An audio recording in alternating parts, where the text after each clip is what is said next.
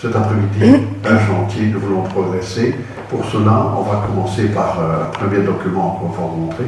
D'où partons-nous? Nous partons du début du XXe et en France, c'est fin du XIXe.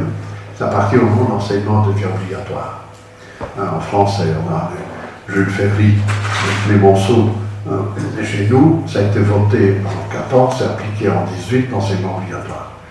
Mais à partir de cet instant-là et à ce moment-là, qu'est-ce qui se passe? L'école devient obligatoire, les enfants sont enlevés aux familles, et en fait, dans la famille, il y a déjà eu un autre enlèvement au XIXe siècle, c'est le père. Le père est enlevé à la famille au XIXe siècle parce que c'est lui qui est parti travailler à l'usine. C'est lui qui est parti, qui va toucher une quinzaine, une semaine, sa quinzaine, une mensualité, et ainsi de suite. Et donc, il va travailler à l'extérieur et il va se socialiser à l'extérieur. Le deuxième qui a quitté la famille, c'est l'enfant, à partir de l'enseignement obligatoire. L'école va jouer un rôle aussi, participer à une certaine socialisation de l'enfant. Le troisième personnage qui va quitter la famille frappante après mai 68, donc la fin du XXe siècle, c'est la femme.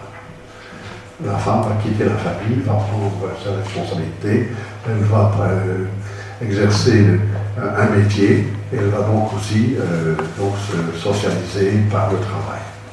Les trois ayant quitté la famille, ils n'ont de cesse que d'y revenir.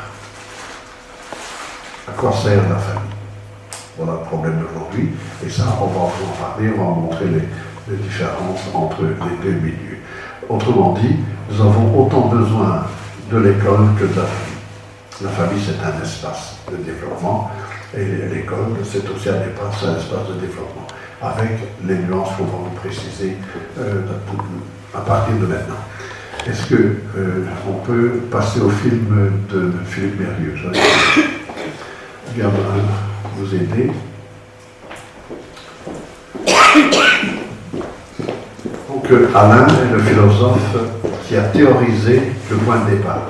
Et il va vous dire directement, il ne faut surtout pas établir de relation avec les parents, les enseignants d'un côté, les parents de l'autre.